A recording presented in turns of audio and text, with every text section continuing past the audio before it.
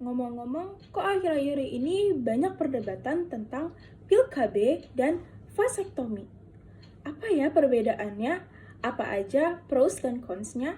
Yuk kita bahas sama-sama. Kalian tahu nggak sih, di tahun 2024, jumlah wanita berusia 15-49 tahun dan dengan dalam status pernikahan yang menggunakan pil KB atau alat KB di Indonesia itu lebih dari 50%, atau lebih tepatnya itu 56,26%. Dan bahkan di Jakarta sendiri itu jumlahnya 50,11%. Artinya, lebih dari setengah wanita Indonesia itu menggunakan alat kontrasepsi berupa KB. Terus apa sih keuntungan dan kerugiannya? Yuk kita bahas dari keuntungannya terlebih dahulu. Kalau misalnya untuk pil KB, tentunya dia itu keuntungannya adalah mudah digunakan, terus sifatnya itu reversible. Artinya, kalau misalnya stop diminum, maka perempuan akan bisa subur kembali. Kalau untuk vasektomi, prosedurnya itu singkat, sekitar 15-30 menit, terus kemudian efektivitasnya itu lebih dari 99%, dan dia itu juga tidak memengaruhi gairah atau hormon seksual dari laki-laki itu sendiri. Lalu apa ya kerugiannya?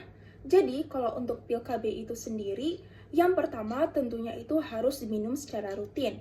Terus yang kedua, itu karena dia mempengaruhi dua hormon penting di perempuan, yaitu estrogen dan juga progesteron, maka akan berkemungkinan besar memengaruhi siklus menstruasi perempuan dan juga bikin mood swing, terus juga bisa bikin kenaikan berat badan, mual, atau lain-lainnya.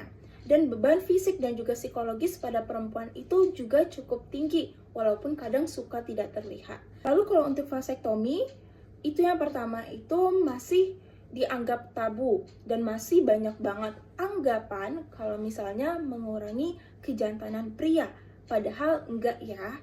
Lalu yang kedua itu dia bersifatnya itu memang permanen, makanya harus didiskusikan terlebih dahulu meskipun vasektomi merupakan opsi yang sangat bagus sebagai alat kontrasepsi. Nah, setelah mengetahui pros dan cons dari kedua alat kontrasepsi tersebut, akan lebih baiknya didiskusikan secara bersama karena tanggung jawab untuk penggunaan alat kontrasepsi adalah tanggung jawab bersama, bukan hanya dibebankan kepada perempuan. Terima kasih.